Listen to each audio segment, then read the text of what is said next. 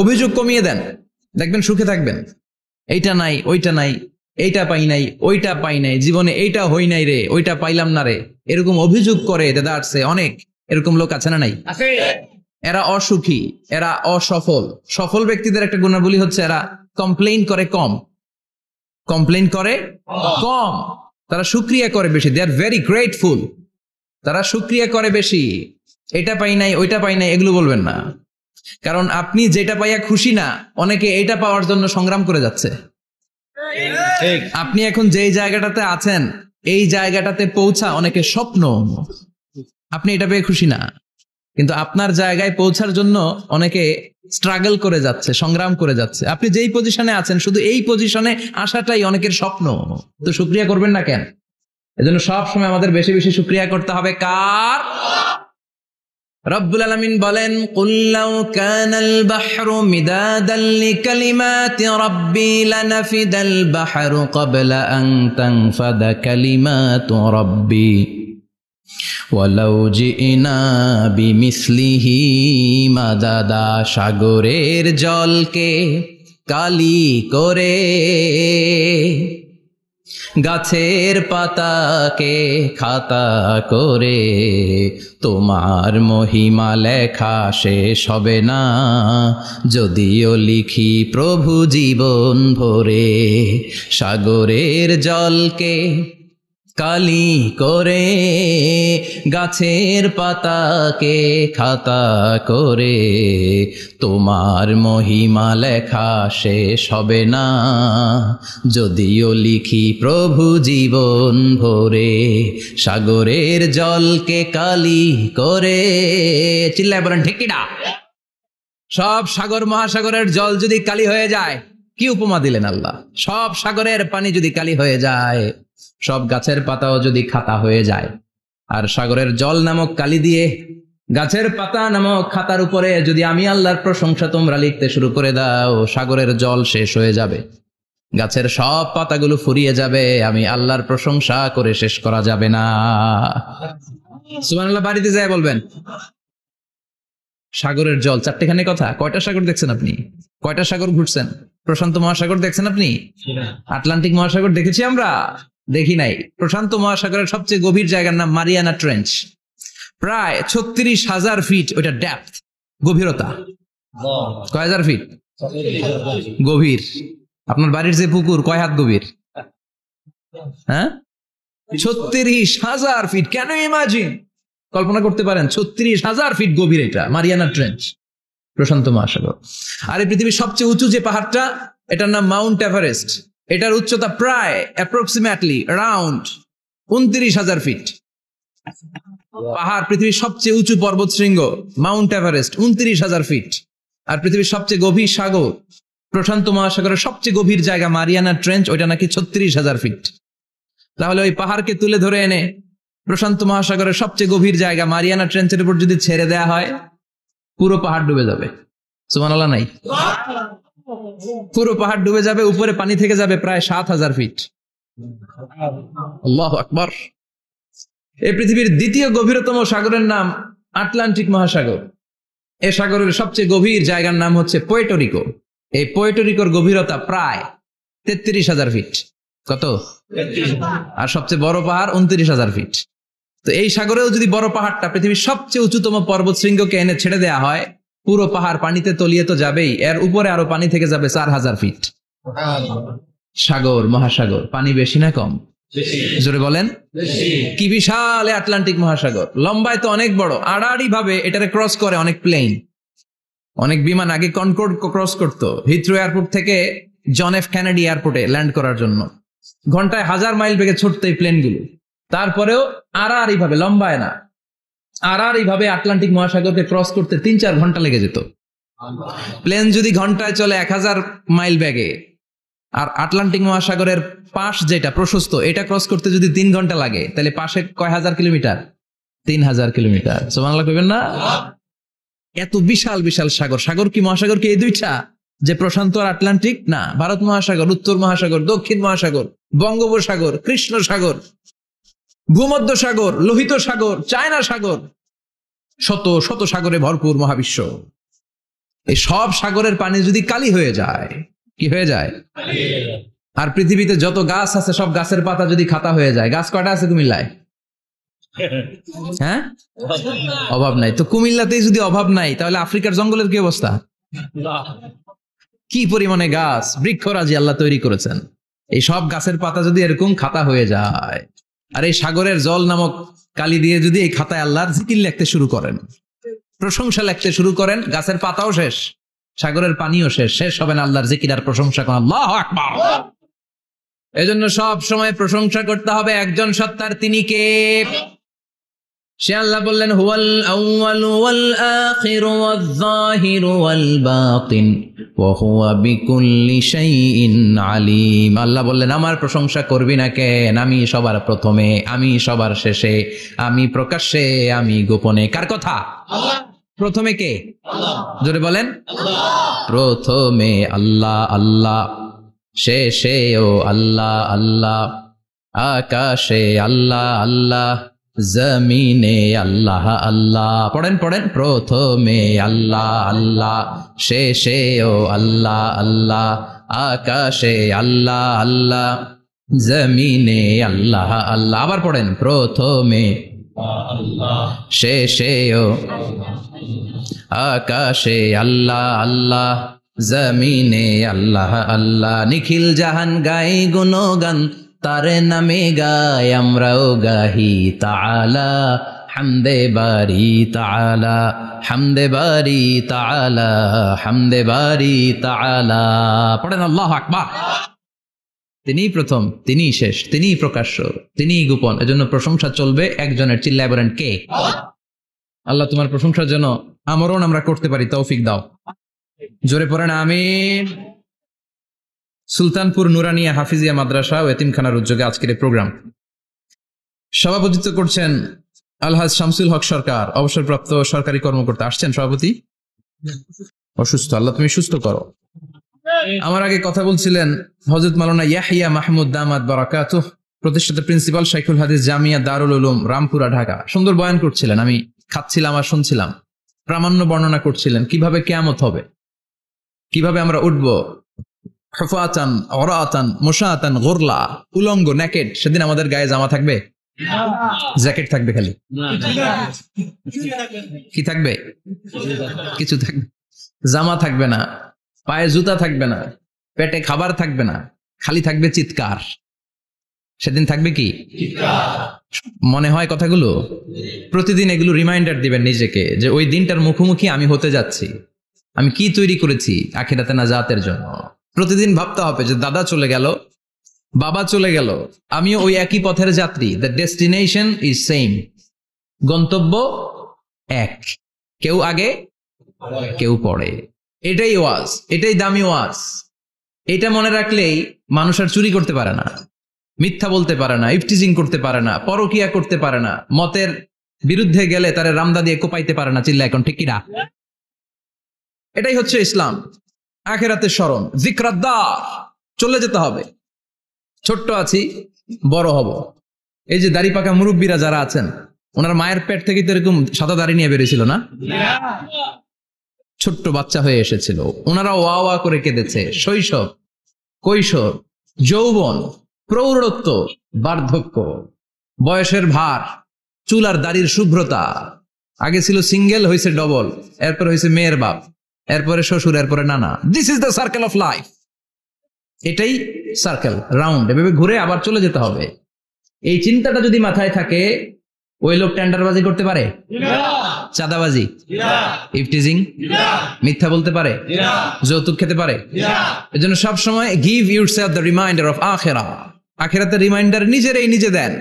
অন্যায় হয়ে গেলে, ভুল হয়ে গেলে রিমাইন্ডার দেন যে থাকতে আসি নাই, চলে যাব। কেউ থাকতে পারে নাই, নবীরাও পারে নাই। যেই মালাকুল মাউত রুহু কবজ করে, ওই ফেরেশতা থাকতে পারছে? চলে গেছে। আমাদেরকে চলে যেতে হবে। আল্লাহ বুঝার তৌফিক দাও। তো উনি এগুলো নিয়ে দেখলাম কথা বলছিল, চমৎকার বলছিল। এরকম ভালো আলেমদের দাওয়াত দেওয়া উচিত, যারা কিচ্ছার কাহিনী না বলে কনস্ট্রাকটিভ কথা বলে। কিছু শিখে যাওয়া যায়, কিছু জেনে যাওয়া যায়, পুঁজির বোঝাটা হালকা না ভারী করা যায়, ঠিক কিনা? আল্লাহ আমাদেরকে তৌফিক দান করুক, উনি যা বললেন আমরা যেন আমল করতে পারি। আর অনেকে কথা বলেছেন, যারাই বলেছেন নিঃসন্দেহে কোরআন থেকে বলেছেন। আমরা চাই এই কোরআনের কথা ছড়িয়ে পড়ুক শহর, গ্রাম, বন্দর, বিশ্বের আনাচে কানাচে সব জায়গায়। রাজি আছেন তো? কোরআন দিয়ে দেশ চলুক আমরা চাই না? কোরআন দিয়ে সমাজ চলুক আমরা চাই না? কোরআনের ভেতরে সব সমস্যার সমাধান দিয়েছে কে? আল্লাহ। সমাধান চাও যদি জীবনে মরণে, ফিরে যাও খুঁজে নাও চোখ রাখো কোরআনে। পড়েন সবাই, সমাধান ফিরে যাও খুঁজে নাও চোখ রাখো কোরআনে। If you want the solution this দুনিয়া এন্ড আখিরা, go back have a look to the holy কোরআনে। ঠিক কি না? Go back, sit down and have a look to the Quran. বসো, ঠান্ডা মাথায় দেখো কোরআনে কি বলেছে আল্লাহ। প্রবলেম সলভিং মেথোডোলজি, সব সমস্যার সমাধান এই কোরআনে আছে না নাই? এই কোরআনের মজলিসে আজকে আসতে বসতে পেরে খুশি না বেজার? কম না বেশি? আসুন আমরা আল্লাহর দরবারে শুকরিয়া জানাই আর পড়ি আলহামদুলিল্লাহ। প্রাণটা খুলে পড়েন আলহামদুলিল্লাহ। আল্লাহর একটা ডাক দেন, বলেন ইয়া আল্লাহ।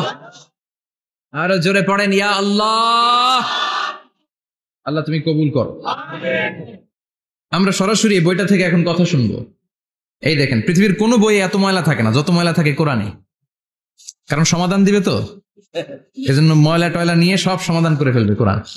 যত জায়গায় তাফসির করতে যাই ধুলাবালি মিশে থাকে। Quran for not your bookshelf, Quran is for yourself. Quran আপনার বুক সেলফের জন্য না, কোরআন আপনার জন্য।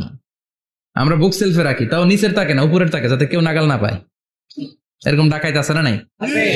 কোরআনের সাথে অ্যাটাচমেন্ট বাড়াতে হবে। You have to increase your attachment with the holy Quran. এটা এনলাইটেন করতে এসেছে আপনার জীবনকে, আলোকিত আলোকিত। এই যে আমরা কোরআনের উপর আলোকপাত করি না, এটা এনলাইটেন করে, আলো বিচ্ছুরিত করে, আপনার জীবনকে উজালা করবে। এজন্য কোরআনের সাথে সম্পর্ক বাড়াতে হবে, শুদ্ধভাবে পড়তে জানতে হবে, অর্থ জানতে হবে। আল্লাহ কি বলেছেন জানতে মনে চায় না? আসুন আমরা জানার চেষ্টা করি। আল্লাহ তুমি তৌফিক দাও, পড়েন আমিন। আমি আপনাদের খেদমতে সূরা ইয়াসিন থেকে তেলাওয়াত করছি, টের পাইছেন? ইয়াসিন মুখস্থ আছে কার কার? আর উঠবে না হাত? মাশাআল্লাহ। অর্ধেক মুখস্থ আছে কার দেখি? আচ্ছা, প্রথম 5 আয়াত মুখস্থ আছে কার? আচ্ছা, এই সূরার নাম আজকে প্রথম শুনছেন কে কে? হাত তোলেন। নাম সবাই শুনছে তাই না? আল্লাহ কবুল করো। আরো জোরে পড়েন আমিন। তো সূরাত ইয়াসিন থেকে আজকে আমরা কথা শুনবো ইনশাআল্লাহ। পড়েন যতটুকু আমাদের সাধ্যে কুলায়। এটা মাক্কি সূরা। সূরা ইয়াসিনটা কি সূরা? বিশ্বনবীর জীবনে দুইটা পর্ব, একটা মাক্কি পর্ব, একটা মাদানী পর্ব। একটা হচ্ছে মাক্কি ইনিংস আর একটা মাদানী ইনিংস। ক্রিকেটে ইনিংস থাকে, ফার্স্ট ইনিংস, সেকেন্ড ইনিংস, বুঝতে সুবিধা না? কমন পড়ছে সবার? তো এটা হচ্ছে বিশ্বনবীর মাক্কি ইনিংস এর একটা সূরা। মাক্কি ইনিংস এর বৈশিষ্ট্য হচ্ছে বিশ্বনবী তাওহীদের দাওয়াত দিয়েছেন, রিসালাতের দাওয়াত দিয়েছেন, আখিরাতের কথা বলেছেন, একটু নরম নরম কথা বলেছেন। কারণ চারদিকে খালি মাইর, চারদিকে কি কোরআনের কথা বলে মাইর আছে না? মার খেতে হয়, বকা শুনতে হয়, ঝুঁকি নিয়ে কথা বলতে হয়। চিল্লা এখন ঠিক কিনা? বিশ্বনবীরে বলা হলো এগুলো ছেড়ে দেন, এগুলো ছেড়ে দেন। সুন্দরী নারী দেব, টাকার পাহাড় দেব, ক্ষমতার চেয়ারে বসিয়ে দেব, সব দিব। এই হচ্ছে আমাদের 3 দফা। নারী দিব, সম্পদ দিব, ক্ষমতা দিব। বিষ্ণু বললেন আমার খালি 1 দফা। আমার কয় দফা? লা ওয়াদাউ আশ-শামসা ফি ইয়ামিনি, সূর্য যদি ডান হাতেও দাও, ওয়াল কামারা ফি ইয়াসারি, চন্দ্র যদি বাঁ হাতেও দাও, এই কালেমার দাওয়াত থেকে 1 হাতও আমার পিছনে নেওয়া যাবে না। চিল্লা এখন ঠিক কিনা? মুমিন কখনো ভয় পায় না, মুমিন কখনো পিছু হটে না, মুমিন স্ট্র্যাটেজি চেঞ্জ করে, মুমিন কৌশলী হয়। এই রাস্তা দিয়ে যাওয়া যায় না, বৈশা বৈশা কেঁদে লাভ নাই, রাস্তা আরেকটা খুঁজতে হবে, আরেকটা রাস্তা বানায় নিতে হবে। এটাই হচ্ছে মুমিনের বৈশিষ্ট্য। আল্লাহ তুমি বোঝার তৌফিক দাও। তো বিশ্বনবীর মাক্কি ইনিংস এর খেলার সিস্টেম ছিল ঠ্যাক দিয়ে খেলতেন। ক্রিকেটে কি বলে যে উইকেট বাঁচায় খেলতে হবে, তোমার উইকেট যাতে পড়ে না যায়। তো ঠেকায় ঠেকায় খেলে। তো বিশ্বনবী ঠেকায় ঠেকায় খেলছেন, আর 4 ছক্কা মারছে সব মাদানী ইনিংসে। সুবহানাল্লাহ নাই? মাদানী ইনিংসে বিশ্বনবী গর্জে উঠলেন, জ্বলে উঠলেন আপন শক্তিতে। রবি না? তো বিশ্বনবী মাদানী ইনিংসে যেটা করেছেন সেটা হচ্ছে সমাজ সংস্কার করেছেন। He was a very good reformer of the society. As a father, as a husband, as a reformer of the society, as a lawgiver, as a lawmaker, as a commander, and as a messenger, Muhammad is the Superman of the world. স্বামী হিসেবে, বাবা হিসেবে, নেতা হিসেবে, নবী হিসেবে, সমাজ সংস্কারক হিসেবে, আইন প্রণেতা হিসেবে মুহাম্মদ হচ্ছেন এই পৃথিবীর জন্য সুপারম্যান। তার কোনো তুলনা হয় না। বিশ্বনবীর কোনো তুলনা হয় বিয়ন্ডলেস, বাউন্ডলেস, বটমলেস। তারা নিয়ে কথা বলতে গেলে সময় ফুরায় যাবে, মাইকের ব্যাটারি শেষ হয়ে যাবে, মাগার কথা শেষ হবে। এজন্য ওনার জীবনের ক্ষেত্রে বলা হয় বিয়ন্ডলেস, বাউন্ডলেস, বটমলেস। অসাধারণ ব্যক্তিত্ব, সুপার ক্যালিফ্রাজিলিস্টিক এক্সপিয়ালিডোসাস, অসাধারণ, যার কোনো তুলনা হয় না, এক্সেলেন্ট, আনপ্যারালাল। মাদানী জীবনে উনি সশস্ত্র সংগ্রাম করলেন, সংস্কার করলেন সমাজটাকে, সেনাবাহিনী বানালেন। তখন আর নরম নরম ভাবে খেলে নাই, গরম ভাবে খেলেছে। এটা হচ্ছে ইমানের দাবি। মুমিনরা কৌশলী হয়। যখন যে পরিস্থিতি, ওই পরিস্থিতির সাথে তাদের স্ট্র্যাটেজি তারা পাল্টায়। তো বিশ্বনবীর মাদানী ইনিংসে এই সূরা নাজিল হয়নি, হয়েছে মাক্কি ইনিংসে, মাক্কি সূরা। এই সূরার অনেক ফজিলত, ছোটবেলা থেকেই সূরা ইয়াসিনের অনেক ফজিলতের কথা আমরা শুনেছি না? বিশ্বনবী বলেছেন ইন্না লিকুল্লি শাইইন কলবান ওয়া কলবুল কোরআনি সূরাতু ইয়াসিন। সব জিনিসের একটা কলব আছে, হৃদয় আছে, অন্তর আছে, আর কোরআনের কলবের নাম হচ্ছে সূরা ইয়াসিন। বিশ্বনবী বললেন ইন্না লিকুল্লি শাইইন কলবান, সব জিনিসের একটা কলব আছে। ওয়া ইন্না কলবাল কোরআনি সূরাতু ইয়াসিন, আর কোরআনের কলবের নাম হলো সূরাতু ইয়াসিন। মান ক্বারাআ সূরাতা ইয়াসিন মাররা ওয়াহিদা, একবার সূরাতু ইয়াসিন তেলাওয়াত করলে 10 পারা কোরআন খতমের সওয়াব হয়ে যায়। বিশ্বনবী বলতেন ইন্না ফিল জাসাদি মুদগা, দেহে একটা গোশতের টুকরা আছে। ইযা সালুহাত সালুহাল জাসাদু কুল্লু, এই দেহের গোশতের টুকরা যদি ভালো হয়ে যায়, পুরো দেহটারে ভালো করে দেয় কে? আল্লাহ। এই দেহের গোশতের টুকরাটা যদি পচে যায়, পুরো দেহটারে নষ্ট করে দেয় কে? আল্লাহ। বিশ্বনবী বললেন আলা ওয়াহিয়াল কলব, ওই টুকরাটার নাম হলো কলব। টুকরাটার নাম কি? কলব। এজন্য কলবের মধ্যে আল্লাহর জিকির বসাইতে হবে। কি বসাবেন? জিকির। নাকি আয়না বসাবেন? আয়না বসায় না? আয়না বসাইয়া দে মোর দয়াল বাবা, কেবলা কাবা, সব মুখস্থ। আয়না বসাইয়া দে মোর, নবীর কলবে আয়না বসায় নাই নবী। সেদিন আবু বকর, ওমর ফারুক, কেউ আয়না বসাইছে? আবু হানিফা, শাফিঈ, এরা কলবের মধ্যে আয়না বসাইছে? বসাইছে জিকির। চিল্লায় বলেন বসাইছে কি? এজন্য আল্লাহ বললেন আলা বিযিক্রিল্লাহি তাতমাইন্নুল কুলুব। দুনিয়ার কোন জিনিস দিয়ে কলব ঠান্ডা হয় না, দুনিয়ার কোন জিনিস দিয়ে কলব পরিচ্ছন্ন হয় না। কলব শুধু পরিচ্ছন্ন হয় একটা জিনিস দিয়ে, লা ইলাহা ইল্লাল্লাহ, লা ইলাহা ইল্লাল্লাহু মুহাম্মাদুর রাসূলুল্লাহ সাল্লাল্লাহু আলাইহি ওয়াসাল্লাম। তাহলে কোরআনের একটা কলব আছে। আমাদের দেহে যেমনি কলব আছে, প্রতিটা প্রাণীর যেমনি কলব আছে, অন্তর আছে, কোরআনেরও কলব আছে না নাই? আছে। কোরআনের কলবের নাম? চিল্লায় বলেন কোরআনের কলবের নাম। আবার বিশ্বনবী বলতেন ইকরাউ আলা মাউতাকুম সূরাত ইয়াসিন, তোমাদের মুমূর্ষু ব্যক্তিদের সামনে বসে সূরাত ইয়াসিন তেলাওয়াত করো। রূহ চলে যাবে, মৃত্যুর একেবারে দ্বার প্রান্তে দাঁড়িয়ে এই মুহূর্তে তার পাশে বসে পড়তে আরম্ভ করেন ইয়াসিন ওয়াল কোরআনিল হাকীম ইন্নাকা লামিনাল মুরসালিনা আলা সিরাতিম মুস্তাকিম। ওই ব্যক্তির ঈমানের মৃত্যু দান করে দিবে কে? আল্লাহ। মৃত্যুর কষ্ট হালকা করে দিবে কে? আল্লাহ। আবার বিশ্বনবী বলতেন রাত্রিবেলা যে ব্যক্তি একবার সূরাত ইয়াসিন তেলাওয়াত করে ঘুমাতে যায়, সকালবেলা নিষ্পাপ অবস্থায় তারে ঘুম থেকে জাগাবে কে? আল্লাহ। তাহলে এই সূরার মর্যাদা কম কম না বেশি বেশি? কলবুল কোরআন, এটা কোরআনের কলব। একবার পড়লে 10 পারার সওয়াব। আবার মুমূর্ষু ব্যক্তির সামনে বসে সূরা ইয়াসিন তেলাওয়াত করতে বলা হয়েছে। তাহলে মৃত্যুর কষ্টরে হালকা করে দেয় কে? আল্লাহ। আবার রাত্রিবেলা সূরা ইয়াসিন তেলাওয়াত করলে সকালবেলায় নিষ্পাপ বানায় দেয় কে? আল্লাহ। মনে থাকবে? কোরআনের কলবের নাম কি? ভুলে যাবেন না তো? বেশি বেশি তেলাওয়াত করতে রাজি আছেন? সকাল সন্ধ্যা তেলাওয়াত করবেন তো? সূরা ইয়াসিন ছাড়াও এই সূরার অনেকগুলো নাম তাফসীর গ্রন্থে পাওয়া যায়। এই সূরার একটা নাম হচ্ছে সূরাতুল কাদিয়া। সূরাতুল কাদিয়া, তাকদি হাজাতা কারিইহা, যে এই সূরা তেলাওয়াত করে, ওই তেলাওয়াতকারীর যে হাজত আছে, প্রয়োজন আছে, এই সূরার বরকতে আল্লাহ তার প্রয়োজন পূরণ করে দেয়। আমাদের জীবনে প্রয়োজন আছে না নাই? কার কাছে চাইবো? বিপদে পড়লে কারে বলবো? আমরা বিপদে পড়লে প্রথমে শেয়ার দেই ফেসবুকে। কোথায় শেয়ার? আগে শেয়ার দিব কার কাছে? মনে থাকবে? বিপদে পড়লে ফেসবুকে শেয়ার দিব না, বন্ধুরে শেয়ার করব না, বউয়ের কাছেও পরে শেয়ার করব, আগে শেয়ার করব কার কাছে? মনে থাকবে? এজন্য বিশ্বনবী বলতেন এই সূরার নাম সূরাতুল কাদিয়া, মানুষের হাজত পূরণ করে দেয়। এই সূরা তেলাওয়াত করে যদি আপনি আল্লাহর কাছে কোনো বিপদ থেকে পানা চান অথবা কোনো প্রয়োজন নিয়ে দোয়া করেন, সূরার বরকতে প্রয়োজনটা পূর্ণ করে দেয় কে? কেউ যেটা পারে না পারে কে? কেউ যেটা দেয় না দেয় কে? কেউ যেটা শোনে না শোনে কে? তাহলে পেলাম সূরাতুল কাদিয়া।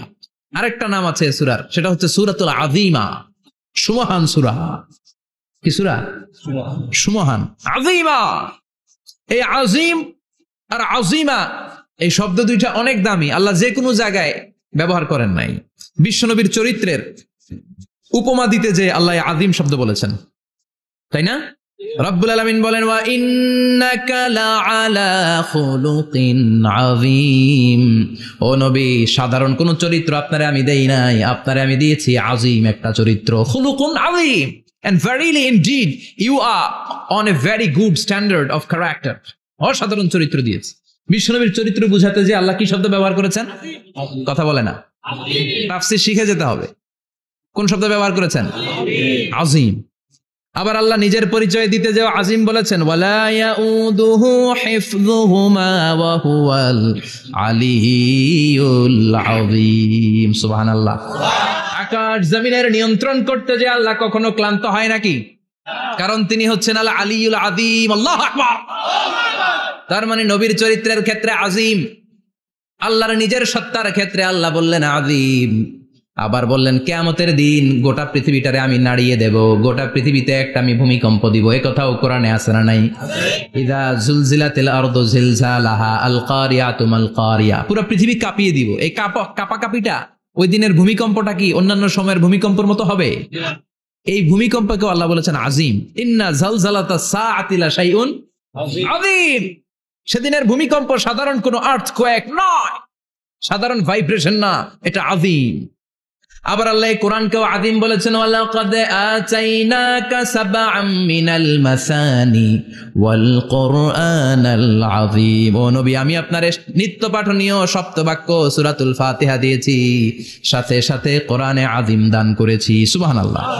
তার মানে কোরআনের ক্ষেত্রে আযীম, কিয়ামতের ভূমিকম্প এটা আযীম, আল্লাহ নিজেও আযীম, বিশ্বনবীর চরিত্র আবার এই সূরাটাও যেহেতু দামি, এজন্য এই সূরার নাম সূরাতুল আযীমা, সূরাতুল সুমহান সূরা। এটা যেন তেন সূরা নয়, এটা তো কোরআনের কলব। কলব ছাড়া মানুষ বাঁচে? হার্ট ফাউন্ডেশনে যেয়ে দেখবেন মানুষের কি অবস্থা। হৃদরোগ, হৃদয় যার নষ্ট, তার যে কত কষ্ট। এই যে কি পরানো লাগে এখন, রিং পরায়, এনজিওগ্রাম, এনজিওপ্লাস্টি করে আর্টারি ব্লক করে ফেলে। চর্বি, এত চর্বি আমরা খাই, এত গরুর গোশত আমরা খাই। মনে রাখবেন, যেই প্রাণীর পা বেশি ওইটার ভিতরে কোলেস্টেরল বেশি। মাছের কয় পা? হ্যাঁ, নাই, এখানে নাই, মাছের পাটা নাই, কোলেস্টেরল নাই। মুরগির কয় পা? জোরে বলতে হবে। তার মানে কিছু কোলেস্টেরল আছে না নাই? গরুর কয় পা? কোলেস্টেরল বেশি না কম? এইবার কোন চিংড়ির কয় পা? সবচেয়ে বেশি কোলেস্টেরল কন্টেইন করে শ্রিম্প, প্রন, চিংড়ি। এজন্য এগুলো কম খাইতে হবে। তবে 40-এর আগে যারা আছেন ধুমায়া খান, 40-এর পরে এই যে মাটন, ল্যাম্প, ছাগলের গোশ, খাসির গোশ, চিংড়ি, এগুলো আপনার ডায়েট থেকে বাদ দিয়ে দিতে হবে। বুঝতে পেরেছেন? এজন্য এই সূরাটা যেন তেন সূরা নয়, এটা তো কোরআনের কলিজা, হার্ট, হৃদয়। এজন্য সূরাটা সূরাতুল আযীমা। সুবহানাল্লাহ পড়েন। তার মানে 1 নম্বরে পেলাম সূরাতুল কাদিয়া, 2 নম্বরে পেলাম সূরাতুল আযীমা, 3 নম্বরে সূরার আরেক নাম হলো সূরাতুল মুইম্মা। সূরাতুল মুইম্মা। মুইম্মার 2 অর্থ। এক অর্থ হচ্ছে এটার বরকতটা আম, সবার জন্য, যেই পড়ে সেই বরকত পায়, এজন্য মুইম্মা। আবার মুইম্মার আরেক অর্থ হচ্ছে যেই সূরা শত্রুকে অন্ধ করে দেয়। কি করে দেয়? এই সূরার প্রথম 9টা আয়াত যদি বিপদে পড়ে, শত্রুর কবলে পড়ে আপনি তেলাওয়াত করেন, শত্রুর চোখটারে অন্ধ করে দিবে কে? আল্লাহ। বিশ্বনবী মক্কা থেকে যখন মদিনায় যায়, হিজরতের সময় বিশ্বনবী সূরাতুল ইয়াসিনের প্রথম 9টা আয়াত তেলাওয়াত করলেন। তেলাওয়াত করে আল্লাহর নাম নিয়ে ঘর থেকে বের হলেন, আশেপাশে কাফেররা ঘুরে কিন্তু বিশ্বনবীরে দেখে না, সবাই খেলে এরকম এরকম করে, ডানে বায়ে হাতায় বিশ্বনবীর সামনে দিয়ে যায়, কিন্তু কাফেরদের চোখ অন্ধ করে দিয়েছে কে? এজন্য কোরআন তেলাওয়াত করলে কাফেরদের চোখকে অন্ধ বানায় দেয় কে? এজন্য সূরার একটা নাম হচ্ছে সূরাতুল মুইম্মা। কি নাম? অন্ধ করে দেয়। তাফসিরে কুরতুবির মুসান্নিফ ইমাম আল কুরতুবি, উনাকে জালিম বাদশা বন্দী করেছেন। ওনার তাফসিরে এসেছে উনি শক্তিশালী লোক ছিলেন, জেলখানা ভেঙে বাঁচার জন্য দিছে দৌড়। উনারেও ধরার জন্য জালিম বাদশার সৈনিকেরা ঘোড়া নিয়ে রওনা হয়েছে, উনিও দৌড়ায়, ঘোড়াও পেছন থেকে আসে। ওমিয়া মানুষ কি ঘোড়ার দৌড়ের সাথে পারে? উনি হাঁটতে হাঁটতে হয়রান হয়ে এক বালুর ময়দানে যে ধপাস করে পড়েছেন। ওরাও ঘোড়া দিয়ে এসে নেমেছে, কিন্তু আজীব তামাশা, উনি বালুতে ধপাস করে পড়েই সূরাত ইয়াসিনের প্রথম 9 আয়াত তেলাওয়াত করতে শুরু করেছেন। ওরা নিচে নেমে ডানে বায়ে সামনে পিছনে খালি খুঁজে, কিন্তু দেখে না, সামনে কিন্তু বসা। ওদের চোখটা অন্ধ করে দিছে কে? বিশ্বাস হয়? ঈমান হয়? এজন্য বিপদে পড়লে সূরাত ইয়াসিনের প্রথম 9 আয়াত পড়তে রাজি আছেন? আল্লাহ তুমি তৌফিক দাও। আরো জোরে পড়েন আমিন। এজন্য আল্লাহ চমৎকার ভাবে এই সূরাটা শুরু করে দিলেন, 2টা কাটা অক্ষর দিয়ে আল্লাহ বললেন ইয়াসিন ওয়াল কুরআনিল হাকীম ইন্নাকা লামিনাল মুরসালিন আলা সিরাতিম মুস্তাকিম। পড়েন সুবহানাল্লাহ। ইয়াসিন সূরাটা শুরু করলেন কি দিয়ে? এটা কি কোনো বাক্য? এটা কি কোনো শব্দ? এটা কি অক্ষর? 2টা। প্রথম অক্ষরের নাম, দ্বিতীয়টা আওয়াজ করে বলেন, প্রথম অক্ষরটার নাম, দ্বিতীয়টা। খুব চমৎকার না? বাক্য দিয়ে এই সূরাটা শুরু করে নাই। যেমন ইযা জুলজিলাতিল আরদু জিলজালাহা, এই সূরার প্রথম আয়াত, এটা একটা বাক্য না? জি। আচ্ছা। ওয়াদ-দুহা ওয়াল-লাইলি ইযা সাজা, বাক্য না? জি। কিন্তু ইয়াসিন এটা কি কোনো বাক্য? না। এটা কি কোনো শব্দ? না, এটা কাটা 2টা অক্ষর। সুবহানাল্লাহ পড়েন। আল্লাহ 114টা সূরার প্রায় 29টা সূরা এরকম কাটা কাটা অক্ষর দিয়ে শুরু করেছেন। সুবহানাল্লাহ নাই? এই 29টা সূরা কখন আল্লাহ একটা অক্ষর দিয়ে শুরু করেছেন, কখনো 2টা অক্ষর দিয়ে, কখনো 3টা দিয়ে, কখনো 4টা দিয়ে, কখনো 5টা দিয়ে। একটা অক্ষর দিয়ে আল্লাহ কোরআনের সূরা শুরু করেছেন, এরকম একটা সূরা বলেন। নুন ওয়াল কলামি ওয়া মা ইয়াসতুরুন। নুন, নুন দিয়ে সূরা শুরু হয়ে গেছে। তারপরে কফ, এক অক্ষর দিয়ে সূরা শুরু হয়ে গেছে। সুবহানাল্লাহ পড়েন। সুবহানাল্লাহ। এবার বলেন 2 অক্ষর দিয়ে সূরা শুরু হয়েছে, এরকম সূরা বলেন। আমিন। এত দূরে যান কেন? এটা আছে না নাই? ইয়াসিন। সুবহানাল্লাহ পড়েন। ইয়াসিন 2 অক্ষর দিয়ে। তারপরে হামিম। এবার 3 অক্ষর দিয়ে আল্লাহ সূরা শুরু করছেন, এরকম আলিফ লাম তাসিন মিম। আল্লাহু আকবার। আবার 4টা অক্ষর দিয়ে সূরা শুরু হয়েছে, এরকম আছে না নাই? আবেশার কোন? আলিফ লাম মিম র, আলিফ লাম মিম সাদ, আছে না নাই? আবার 5টা কাটা অক্ষর দিয়ে সূরা শুরু হয়েছে, এরকম সূরাও আছে না নাই? সূরা মারিয়ামের শুরুতে কি আছে? কাফ হা ইয়া আইন সাদ। সুবহানাল্লাহ পড়েন। এরকম প্রায় 29টা সূরা আল্লাহ কাটা কাটা অক্ষর দিয়ে শুরু করেছেন, কোনো বাক্য দিয়ে নয়, কোনো শব্দ দিয়ে নয়। কি দিয়ে? হারফ দিয়ে। হারফ, এই হারফগুলোরে বলে হুরুফ আত-তাহাজ্জি বা হুরুফ আল-মুকাত্তাআত, কাটা কাটা অক্ষর। মনে রাখবেন কোরআনের আয়াতগুলো 2 ভাগে বিভক্ত, একটা মুহকাম, একটা মুতাশাবিহ। মুহকাম মানে যেগুলোর অর্থ আমরা জানি, যেগুলোর ব্যাখ্যা আমরা জানি, যেটার ইন্টারপ্রিটেশন এক্সপ্লেনেশন আমাদের জানা আছে। আর মুতাশাবিহ আমরা অর্থ জানি না, আমরা ব্যাখ্যা জানি না, এটা দিয়ে আসলে কি বুঝাইছে আমরা কেউ জানে না। জানে একজন, চিল্লায় বলেন তিনি কে? আল্লাহ বললেন ওয়া ইন কুনতুম ফি রাইবিম মিম্মা নাযালনা আলা আবদিনা ফাআতু বিসূরাতিন মিন মিসলিহি ওয়াদউ শুহাদাআকুম মিন দুনিল্লাহি ইন কুনতুম সাদিকিন। আল্লাহ বললেন ও জাহেলি যুগের লোকেরা, শোনো শোনো, এত আরবি কবিতা বানাতে পারো, এত গল্প লিখতে পারো, আরবিতে এত নোবেল বানাতে পারো, উপন্যাস বানাতে পারো, আর্টিকেল লিখতে পারো, আমার নবীর উপর যে কোরআন আমি নাজিল করেছি, এই কোরআনের ব্যাপারে অন্তরে যদি কোনো সন্দেহ থাকে, বাপের বেটা হলে পারলে কোরআনের মতো একটা সূরা বানিয়ে নিয়ে আসো। পারছে? কিয়ামত পর্যন্ত কেউ পারবে? বিশ্বনবী যেই জামানাতে এসেছিলেন, ওই জামানায় আরবি ভাষা সাহিত্যের উৎকর্ষতা সাধিত হয়েছিল। আরবি ভাষার এতটা উৎকর্ষ পৃথিবী কখনো দেখে নাই। কবিতা, গদ্য, পদ্য, গল্প, উপন্যাস, রচনা, প্রবন্ধ, আর্টিকেলের শয়লাভ। এই ভাষা সাহিত্যিকদের চোখে আঙ্গুল দিয়ে আল্লাহ বুঝাতে চাইলেন, এত অর্থ করতে পারো, এত ব্যাখ্যা জানো, এত বড় বড় বুলিয়া ওড়াও, এত কিছু তুমি জানো, তাহলে বলো ইয়াসিন অর্থ কি? সুবহানাল্লাহ কইবেন না? তাইলে বল নুন অর্থ কি, কফ মানে কি, আলিফ লাম রা মানে কি? ফাবুহিতাল্লাযী কাফার। কেউ জানে না, কেউ উত্তর দিতে পারে না। কোন সুবহানাল্লাহ। এটা কোরআনের মুজিজা, এটার অর্থ কেউ জানে না। আর এগুলোর অর্থ নিয়ে খোঁচাখুচি করাও ঠিক না। তবে মুফাসসিরিন ইকরাম এগুলোর কিছু অর্থ সম্ভাব্য বলার চেষ্টা করেছেন। যেমন ইয়াসিনের অর্থ ইবনে আব্বাস বলেছেন এর অর্থ হতে পারে ইয়া ইনসান, হে মানুষ। সুবহানাল্লাহ পড়েন।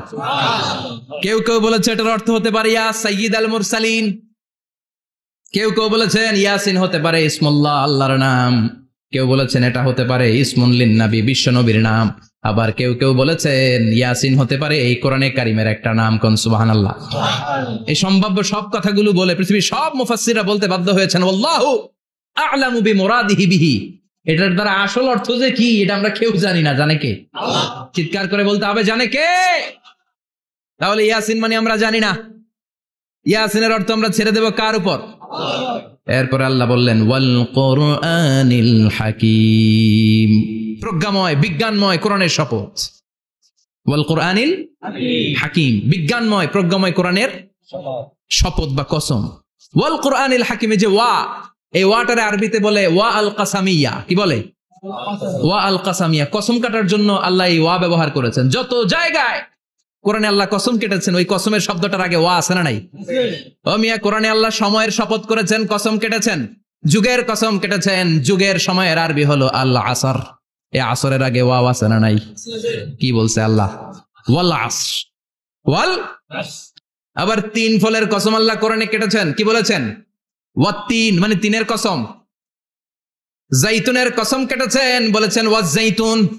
তুর পাহাড়ের কসম কেটেছেন, বলেছেন ওয়াতুর সিনিন। যত জায়গায় কসম তত জায়গায় ওয়াও আছে না নাই?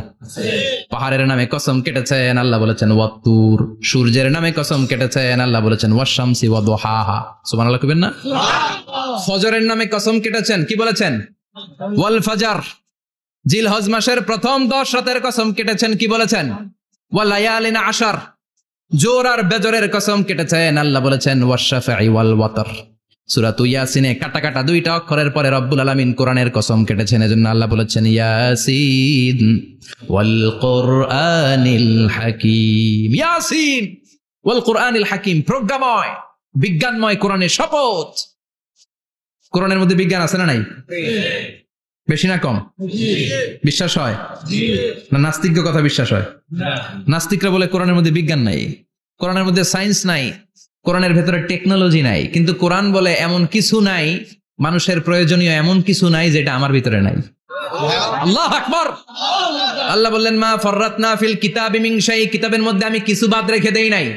ইতিহাসের কথা বলেছি, পাতালপুরীর কথা বলেছি, ঊর্ধ্ব জগতের কথা বলেছি, মহাকাশের কথা বলেছি, cosmology, astrology, geology, zoology, botany, human anatomy, embryology, সব কিছুর কথা কোরআনের মধ্যে দিয়েছে কে? আল্লাহ। কোরআনের ভেতরে মানুষের কথা আছে না নাই? আছে।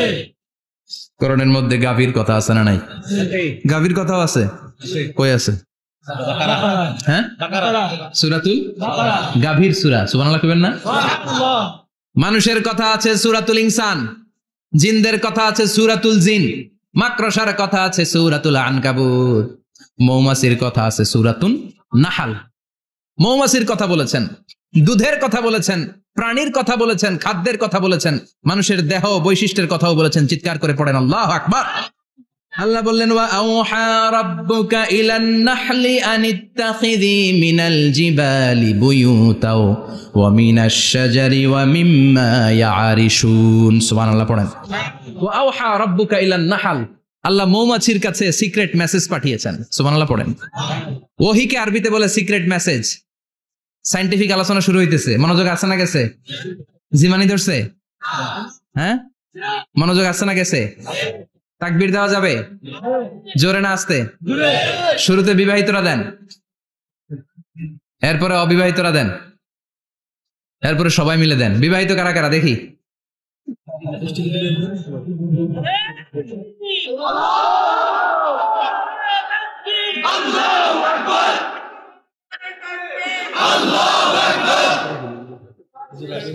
বিবাহিতরা অবিবাহিতরা দিবেন না? শুরুতে বিবাহিতরা দেন, তারপরে অবিবাহিতরা দেন, তারপরে সবাই মিলে দেন। বিবাহিতরা রেডি? দেখবো কাদের গলায় জোর বেশি। দেখি দেখি, বিবাহিতরা দেন লিল্লাহি তাকবীর। মাশাআল্লাহ। এবার অবিবাহিতরা রেডি? আওয়াজ নাই, হেরে যাবে আজকে, হেরে যাবে। রেডি? তাকবীর দাও, লিল্লাহি তাকবীর।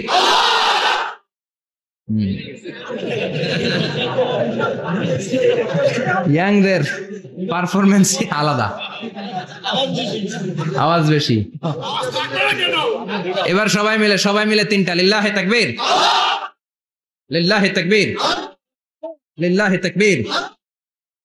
আল্লাহ মৌমাছিকে ওহী করেছেন, কি করেছে দেখেন। ওয়াল কুরআনিল হাকিম, আল্লাহ যে বললেন শেষ হবে না এই কথা।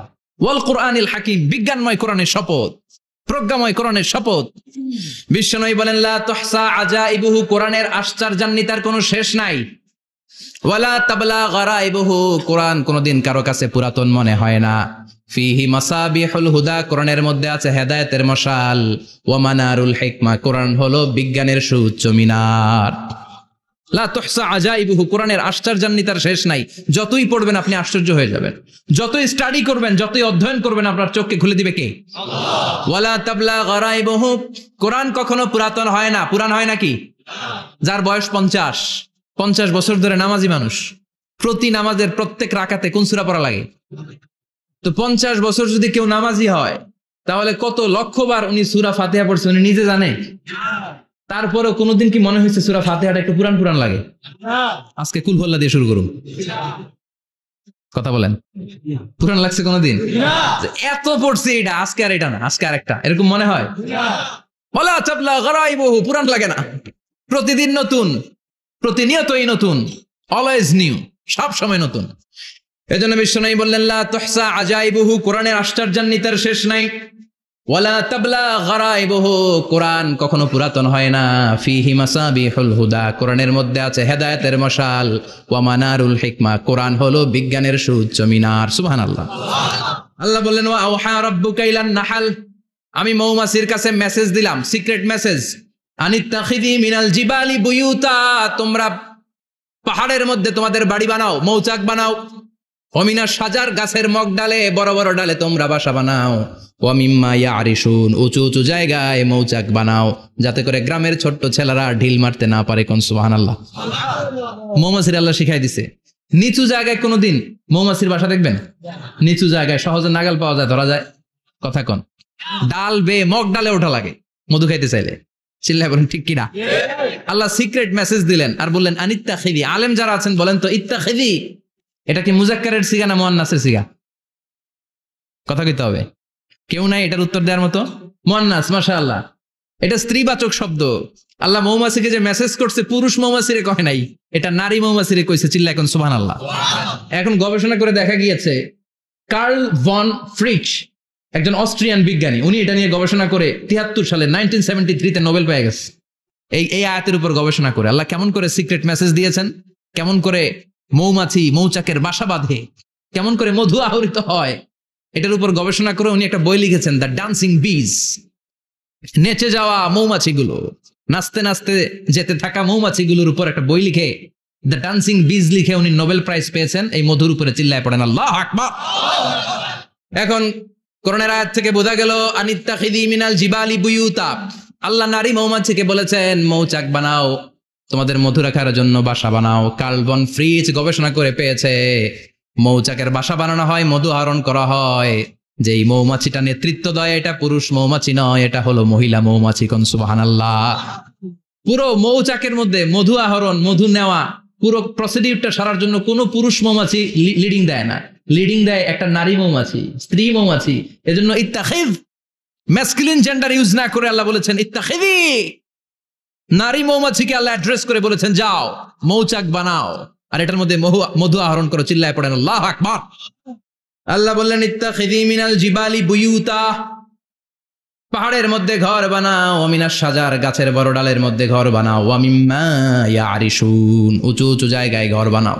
উনি গবেষণা পেয়েছেন এই মধুর মধ্যে অসাধারণ কিছু ন্যাচারাল অ্যান্টিসেপটিক আছে। কি আছে?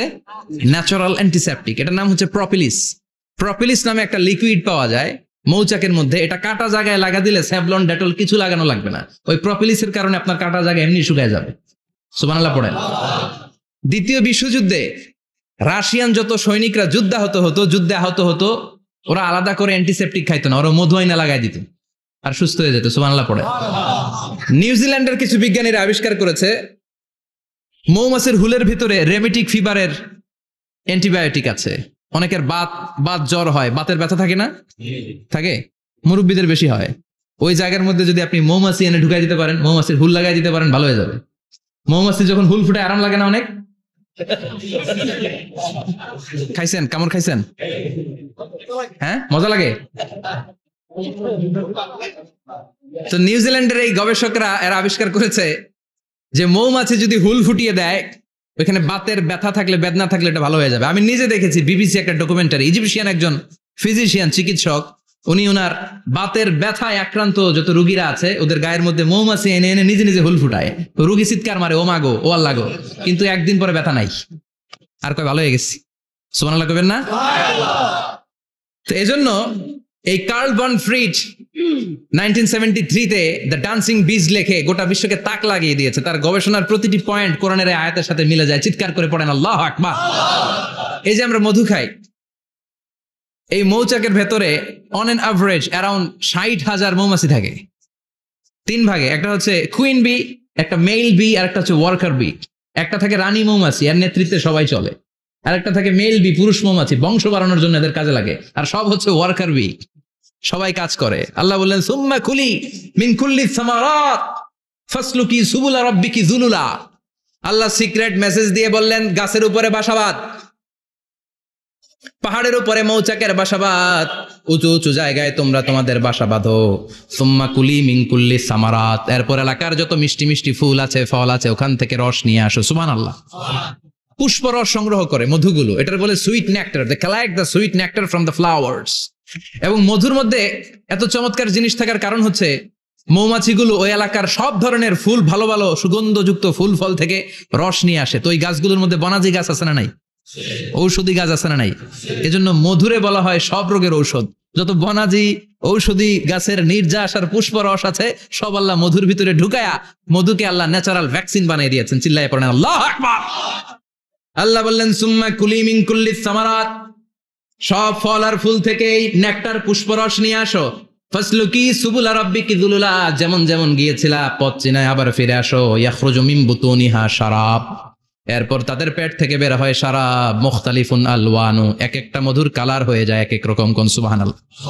সরষে ফুলের মধু একটু সাদা সাদা হয় না? আমি হচ্ছি মধু খাওয়ার পোক।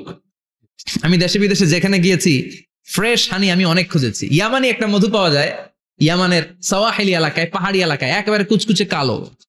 আবার অনেক মধু আছে কিছুটা খয়েরি এবং হলুদ বর্ণের, কিন্তু সরষে ফুলের যে মধুটা এটা অনেকটা সাদা। এই পুষ্পরস নিয়ে মৌমাছিগুলো মৌচাকের মধ্যে ঢেলে দেয় না, এগুলো খেয়ে ফেলে।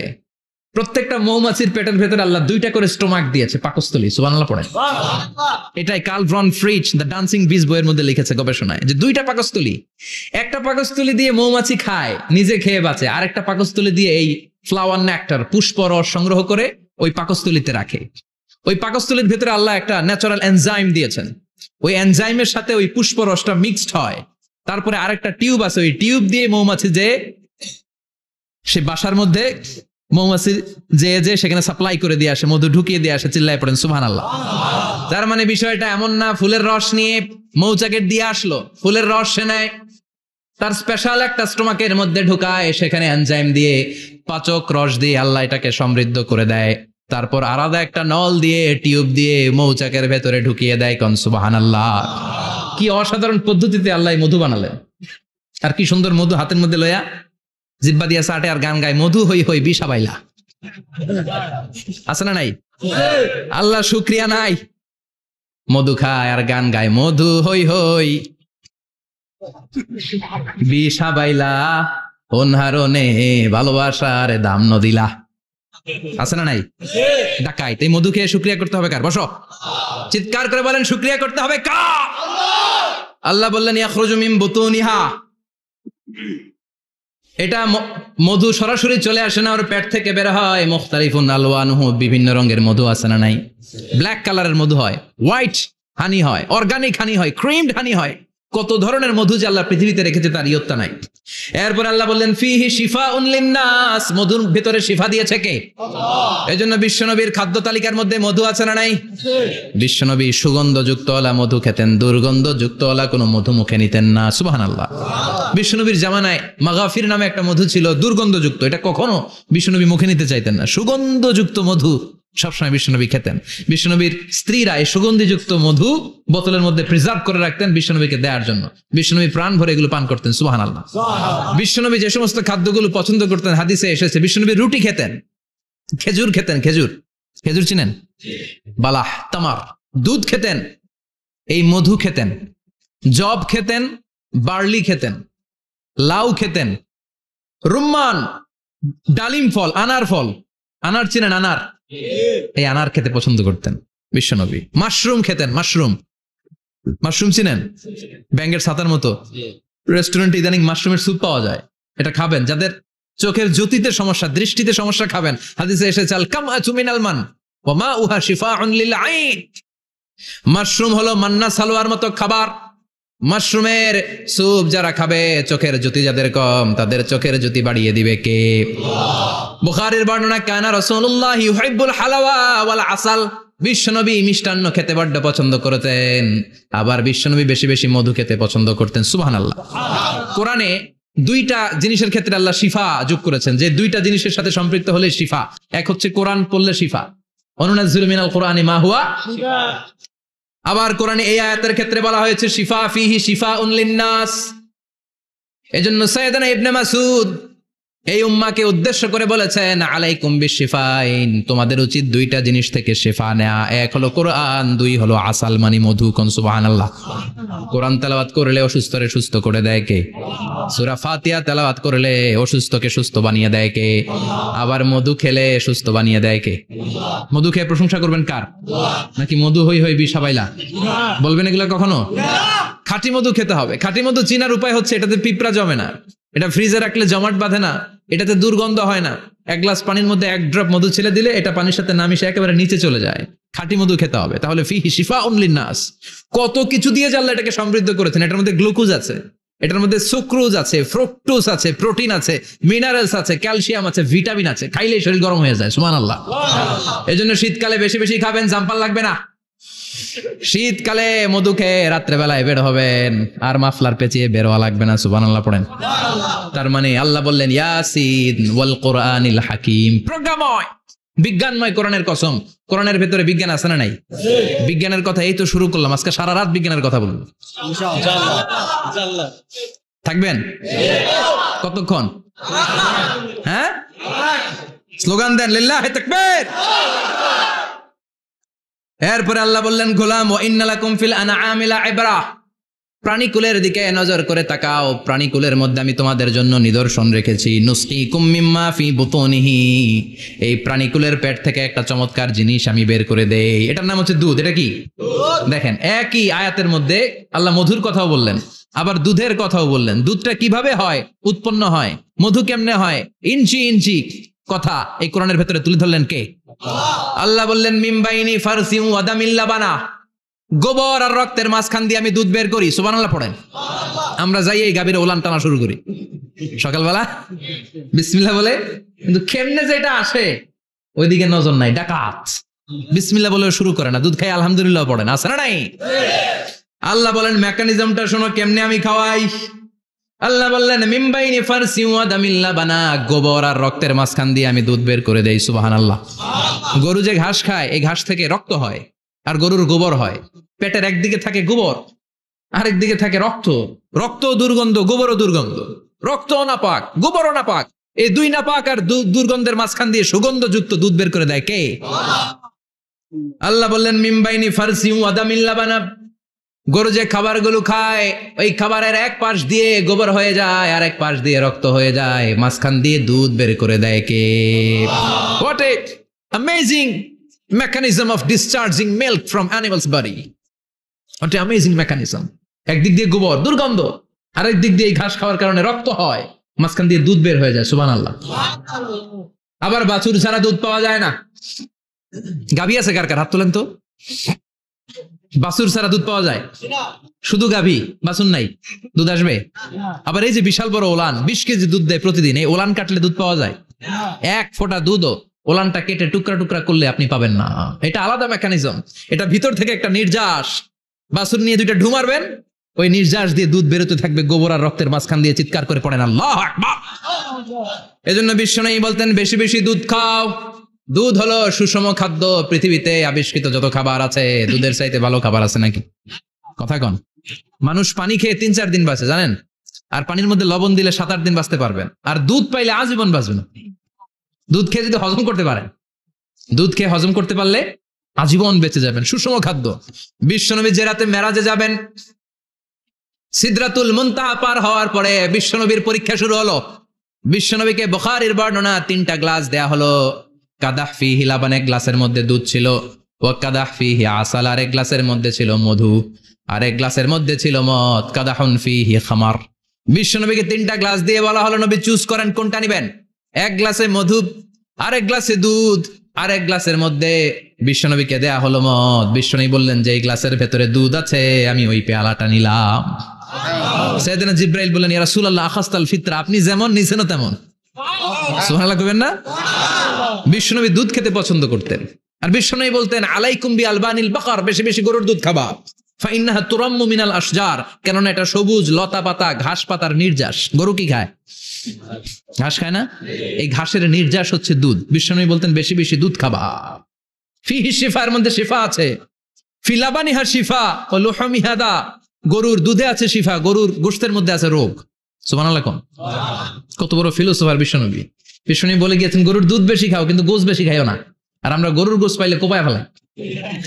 সাদা ভাত আর ঝাল গরুর মাংস যদি হয়, ওই যে অনেকের জিহ্বায় পানি চলে আসছে। সুবহানাল্লাহ কইবেন না? বিশ্বনবী বলতেন দুধ খাও, গোশ খাইও কম। গরুর গোশত কম খাবা, গরুর দুধ বেশি খাবা। সুস্থ রাখবে কে? আল্লাহ। আবার বিশ্বনবী মায়েদেরকে বলেছেন, ও মায়েরা, সন্তান হওয়ার পরে 2 বছর দুধ খাওয়াবা। আল্লাহু আকবার। ওয়াল ওয়ালিদাতু ইউরদি'না আওলাদাহুন্না হাওলাইনি কামিলাইনি লিমান আরাদা আন ইউতিম্মার রাদাআ। সন্তান যারা পেয়েছো মায়েরা, বোনেরা, 2 বছর দুধ খাওয়া সন্তানদের সুস্থ রাখবে কে? আল্লাহ। বাচ্চা ডেলিভারির পরপরই আল্লাহ তাআলা মায়ের বুকে একটা দুধ দেয়, এটাকে বলে শাল দুধ। এটা হচ্ছে বাচ্চার জীবনের প্রথম প্রাকৃতিক টিকা। সুবহানাল্লাহ কয় না? এটা বেবির জীবনে ন্যাচারাল প্রাকৃতিক টিকা, প্রতিষেধক আল্লাহ দিয়ে দিয়েছে। আপনার বাচ্চাকে টিকা দিন, স্লোগান আছে না? 5টা-7টা টিকা দেওয়া লাগে। প্রথম টিকাটা আল্লাহ নিজেই ফ্রি দিয়ে দিছে। এটা শাল দুধের ভেতরে পাওয়া যায়। এজন্য বাচ্চাকে শাল দুধ খাওয়াতে হবে। তার ব্রেনের গ্রোথ হবে, সে শক্তিশালী হবে, সে দেশপ্রেমিক হবে, সে আল্লাহওয়ালা হবে। চিল্লা এখন ঠিক কিনা? যে মায়েরা বাচ্চারে দুধ খাওয়ায়, ওই বাচ্চারা মায়েরে ভালোবাসে বেশি। আর যেই মা গুলো বাচ্চারে দুধ না খাওয়ায় আর ডানু খাওয়ায়, আর কি কি আছে? হরলিক্স আর সিরালেক, কমপ্লেট, যারা এগুলো খাওয়াবে, ডানু খাওয়াবে, যারা ল্যাকটোজেন খাওয়ায়, যারা বুকের দুধ খাওয়াতে চায় না কোনো কারণ ছাড়া, 2 বছর বাচ্চারে দুধ দিতে চায় না, এই বাচ্চাগুলো বড় হলে ওই মারে বৃদ্ধাশ্রমে দিয়ে আসবে। কথা কন, কথা কন। এজন্য মায়েরা, বোনেরা, সন্তান হলেই তাকে বুকের দুধ দিয়ে আল্লাহর পক্ষ থেকে যে টিকাটা, এই টিকাটা পেটের ভিতরে ঢুকাই দিতে হবে। চিল্লা এখন ঠিক কিনা? এটা হচ্ছে ন্যাচারাল টিকা। এজন্য আল্লাহ বললেন, ইয়াসিন ওয়াল কোরআনিল হাকিম। ইয়াসিন, বিজ্ঞানময় কোরআনের শপথ। কোরআনের মধ্যে বিজ্ঞান আছে না নাই? অভাব নাই। কয়টা শুনবেন? আল্লাহ কসমোলজির কথা বলেছে, অ্যাস্ট্রোলজি কথা। কসমোলজি হচ্ছে সৃষ্টি তত্ত্ব। কসমোলজি কি? সবাই বলেন কসমোলজি কি? আল্লাহ বললেন, আওয়ালাম ইয়ারাল্লাযীনা কাফারু আন্নাস সামাওয়াতি ওয়াল আরদা কানাতা রাতকান ফাফাতাকনাহুমা। কাফেররা কি দেখে না মহাবিশ্বের সবকিছু একসাথে মিলে ঝিলে ছিল, বিশাল এক বিস্ফোরণের মাধ্যমে আমি মহাবিশ্ব তৈরি করেছি। সুবহানাল্লাহ। আদিতে, শুরুতে কিন্তু সব আকাশ, বাতাস, জমিন, চন্দ্র, সূর্য, নক্ষত্র, গ্রহ, নিহারিকা পুঞ্জ, গ্যালাক্সি, ব্ল্যাক হোল, সবকিছু মিলেমিশে একসাথে ছিল। এটার ঘনত্ব ছিল খুব বেশি। মহাবিশ্বের সবকিছু ছিল একটা বিন্দু। এটাকে বিজ্ঞানীরা নাম দিয়েছে দ্য সিঙ্গুলারিটি, মহা একত্ব। এরপর একটা প্রচন্ড বিস্ফোরণের মধ্য দিয়ে মহাবিশ্ব সৃষ্টি হয়েছে। এটার ওরা নাম দিয়েছে বিগ ব্যাং থিওরি। কি নাম? স্টিফেন হকিং মারা গেছে না গত বছর নাকি? হ্যাঁ, বছর খানিক আগে মারা গিয়েছে। সবচেয়ে বড় পদার্থবিজ্ঞানী ছিল। সে একটা বই লিখেছে, from the brief history of time, a brief history of time from big bang two black hole. সেখানে সে প্রমাণ করেছে কোরআনের এই আয়াত, কানা তারাতকান, মহাবিশ্বের সবকিছু একটা বিন্দু ছিল। চাঁদ, সূর্য, গ্রহ, তারা সবকি ছিল। কথা বলেন, সবাই বলেন, একটা মাত্র বিন্দু ছিল। আল্লাহ বলেন, don't the disbeliever observe that the heavens and earth were joined together, then I separated with a gigantic sound, explosion. সব একসাথে ছিল, চাঁদ, তারা, আকাশ, নদী, নালা সব একসাথে। তারপর একটা বিকট বিস্ফোরণের মধ্য দিয়ে পৃথিবী হয়েছে, এ চাঁদ হয়েছে, চন্দ্র হয়েছে, সূর্য হয়েছে, মহাবিশ্বের সবকিছু এই মহাবিস্ফোরণের মধ্য দিয়ে হয়েছে। চিৎকার করে পড়েন আল্লাহু আকবার। এই যে ছোট্ট পৃথিবীতে আমরা বসে আছি, এই পৃথিবীর চেয়ে সূর্য 13 লক্ষ গুণ বড়। চিল্লায় পড়েন আল্লাহু আকবার। এটা কি বাড়ির কাছের কথা? 13 লক্ষ গুণ বড়, কল্পনা করা যায়? তার মানে কি সূর্যই সবচেয়ে বড়? না, সূর্যের চেয়ে অনেক বড় বড় তারা আছে। ব্যাটেল জিউস নামে একটা তারা আছে মহাকাশে, যেটা যে সূর্য পৃথিবীর চেয়ে 13 লক্ষ গুণ বড়। এই ব্যাটেল জিউস তারা সূর্যের চেয়ে 33 কোটি গুণ বড়। এই ব্যাটেল জিউস তারাটাই কি সবচেয়ে বড়? না, এর চেয়েও কত বড় তারা যা আছে কোনো হিসাব নাই। এরকম বিশাল বিশাল তারা ঘুরতে ঘুরতে মাওয়াকিউন নুজুম, ব্ল্যাক হোল নামে একটা রেঞ্জ আছে।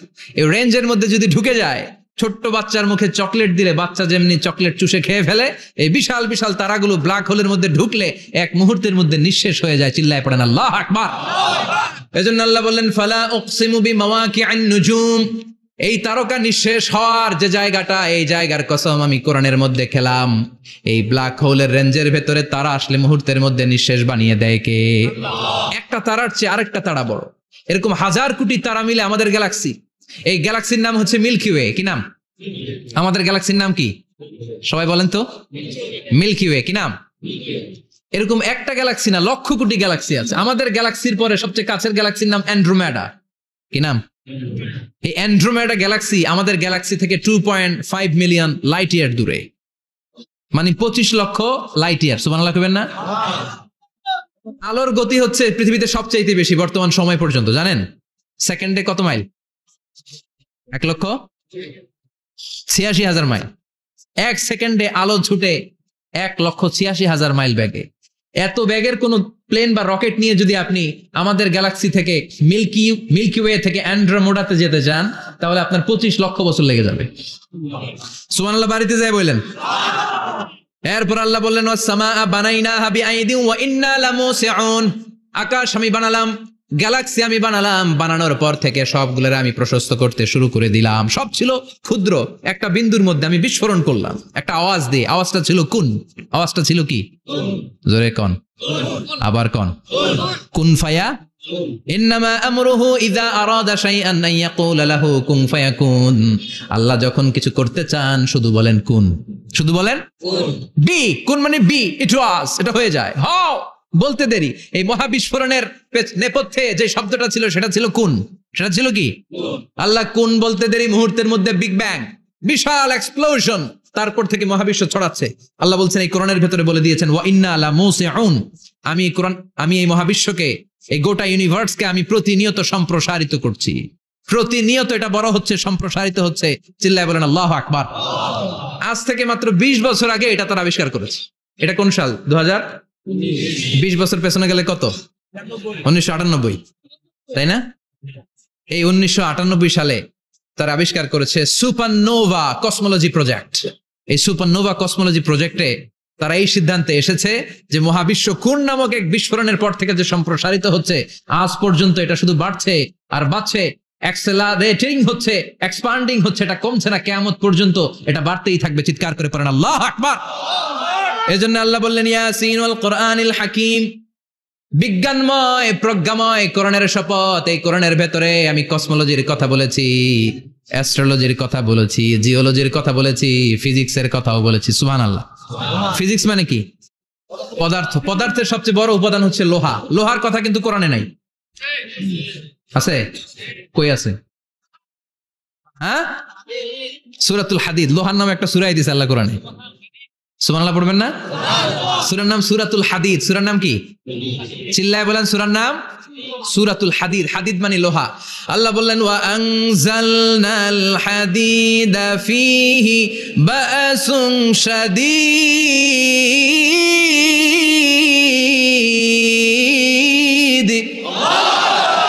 ওয়া আনজালনাল হাদিদ ফীহি বাসুন শাদীদ, আমি লোহা নাজিল করলাম আর লোহার ভেতরে আমি ভয়ঙ্কর শক্তি ঢুকাইয়া দিলাম। সুবহানাল্লাহ। ফিহি মানাফিউ লিন-নাস, লোহার ভেতরে মানুষের জন্য অনেক কল্যাণ আছে। সুবহানাল্লাহ। লোহা ছাড়া পৃথিবীতে কিছু হয়? আংটি বানাতে লোহার দরকার আছে না নাই? ঘড়ি বানাতে, গাড়ি বানাতে, বাড়ি বানাতে, মোবাইল বানাতে, হেলিকপ্টার, প্লেন, রকেট, মাইকের স্ট্যান্ড। সুবহানাল্লাহ কোন? এমন কোন জিনিস নাই যেটার মধ্যে লোহা লাগে না। এজন্য আল্লাহ বললেন এই লোহার নামে আমি একটা সূরা ডেডিকেট করলাম, ওয়া আনজালনাল হাদিদ ফিহি বাসুন শাদীদ। আমি লোহাকে নাজিল করেছি। আল্লাহ বলেছেন, খেয়াল করে শব্দটা শুনেন, ওয়া আনজালনাল হাদিদ, আমি লোহাকে উপর থেকে নাজিল করেছি। কি করেছি? কথা বলেন। তার মানে লোহা পৃথিবীতে ছিল না, নাজিল করছে কে? লোহা পৃথিবীতে ছিল? পৃথিবীতে ছিল? পৃথিবীতে থাকলে নাজিল করবেন কেন?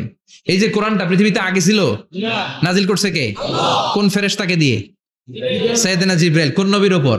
বিশ্বনবী মুহাম্মদুর রাসূলুল্লাহ। আল্লাহু আকবার। তার মানে ওহি পৃথিবীতে ছিল না, আল্লাহ উপর থেকে নাজিল করেছেন। নুজুল মানে উপর থেকে নিচের দিকে আসা।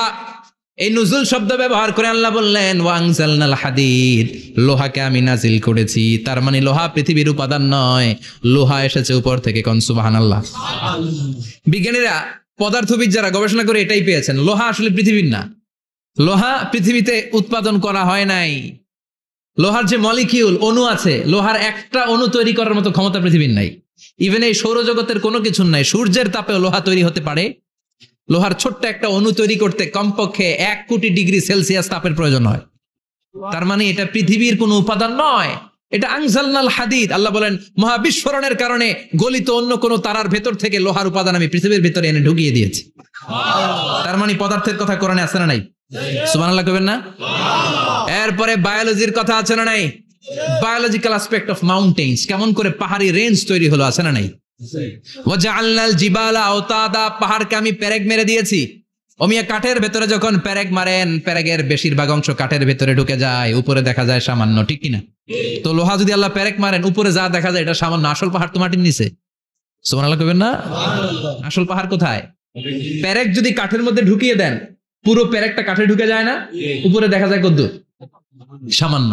পাহাড়ের যা আপনি দেখেন এটা তো পেরেকের মাথা, পুরো পাহাড়টা আল্লাহ জামিনের ভেতরে গেড়ে দিয়েছেন। চিল্লায় পড়েন আল্লাহু আকবার। আবার আল্লাহ বললেন অমিনাল জিবালি জুদাদুম বিদু ওয়া হুমরুম মুখতালিফুন আলওয়ানু, আছে না নাই? ওয়াগারাবি বুসুদ, আল্লাহ বলেন নানা রঙের পাহাড় পর্বত মহাবিশ্বে আমি তৈরি করেছি। কোন পাহাড় হচ্ছে রক্তিম বর্ণের, কোন পাহাড়কে বানিয়েছি আমি কৃষ্ণ বর্ণের, কোন পাহাড়কে বানিয়েছি আমি শুভ্র বর্ণের, কোন পাহাড়ের রং কালো, কোনটা সাদা, কোনটা নীল, আছে না নাই? মহাবিশ্ব যখন তৈরি হয়েছে, পৃথিবীর মধ্যে 7টা টেকটনিক প্লেট তৈরি হয়েছে। 7 tectonic plates create the mountain range on earth. পৃথিবীতে এই পাহাড় তৈরির কারণ হচ্ছে 7টা প্লেট। এগুলোর 7 টেকটনিক প্লেট বলে। এই প্লেটগুলোর কারণে পৃথিবীতে এই রং বেরঙের পাহাড় তৈরি হয়েছে।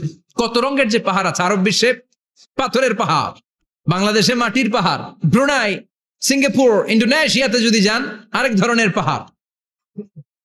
চায়নার একটা শহর আছে গানজু সিটি, কি নাম? এই গানজু সিটিতে একটা পাহাড় আছে রেইনবো মাউন্টেন। ওখানে 7 রঙের পাহাড় পাওয়া যায় এক জায়গায়। সুবহানাল্লাহ কইবেন না? রেইনবো মানে কি? রংধনু। রংধনুর কয় রং? কথা কন। ছোটবেলা আমরা মুখস্থ রাখতাম বেনিয়া সহকলা।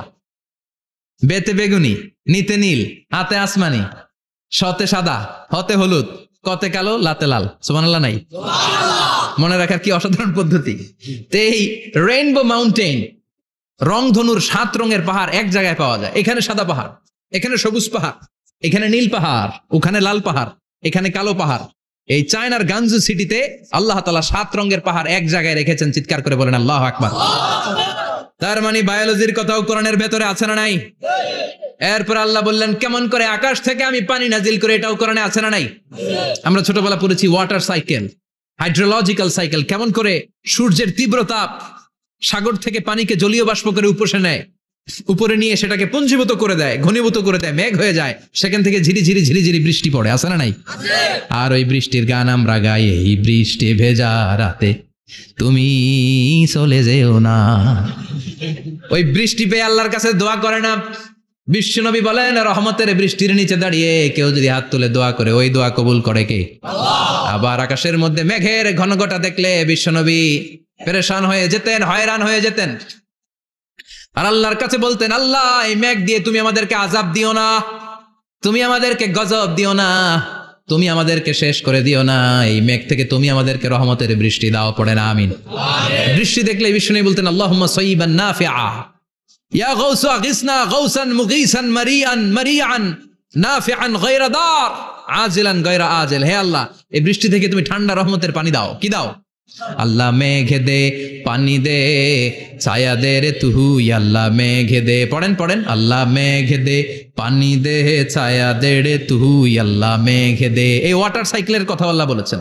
আলাম তারা আন্নাল্লাহ ইউসজি সাহাবান, কাফের নাস্তিক যেগুলো সমাজের আবর্জনা খড়কুটা, ওরা কি দেখে না কেমন করে আমি বাতাসকে জলীয় বাষ্প করে আকাশে তুলি, বায়ুমণ্ডলে নিয়ে যাই, সুম্মা ইউআল্লিফু বাইনাহুম, জলীয় বাষ্পগুলারে তখন আমি ঘনীভূত করি, সুম্মা ইয়াজআলুহু রুকামান, এরপরে আমি মেঘে পরিণত করি, ফাতারাল ওয়াদকা ইয়াখরুজু মিন খিলালিহি, তারপরে মেঘের ভেতর থেকে ঝিরিঝিরি ঝিরিঝিরি বৃষ্টি নাজিল করে কে? আবার আল্লাহ বললেন, পানি থেকে আমি পৃথিবীর সব প্রাণগুলারে বানালাম, ওয়াজআলনা মিনাল মাই কুল্লা শাইইন হাইয়া ফালা ইয়াকিলুন, পানির ভেতর থেকে সব প্রাণের উৎপত্তি পৃথিবীর মধ্যে ঘটিয়ে দিয়েছে কে? বিজ্ঞানীরা স্বীকার করেছে, পৃথিবীতে যত প্রাণ পাওয়া যায়, যত প্রাণের ব্লুপ্রিন্ট পাওয়া যায়, সব এসেছে পানি থেকে। চিৎকার করে বলেন, কোত্থেকে? পানি নাই তো প্রাণ নাই, পানিও আছে প্রাণও আছে। কোন সুবহানাল্লাহ। বিজ্ঞানীদের ধারণা, তারা ধারণা করে বলেছে পৃথিবীর প্রথম প্রাণের নাম হচ্ছে অ্যামিবা। কি নাম?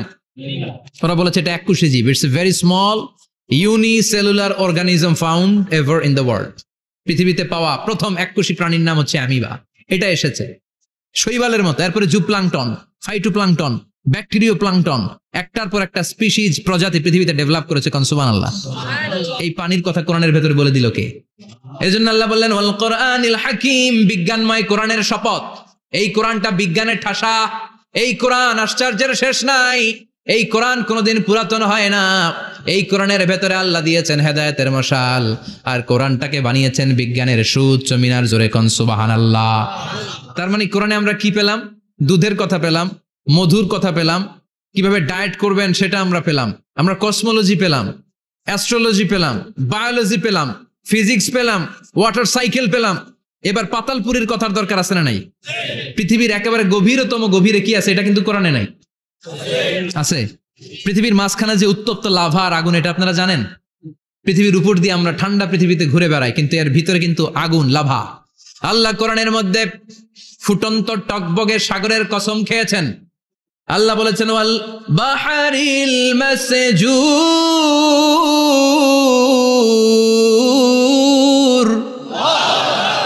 আমি কোরআনের ভেতরে ফুটন্ত টকবগে সাগরের পানির কসম খেলাম। পড়েন সুবহানাল্লাহ।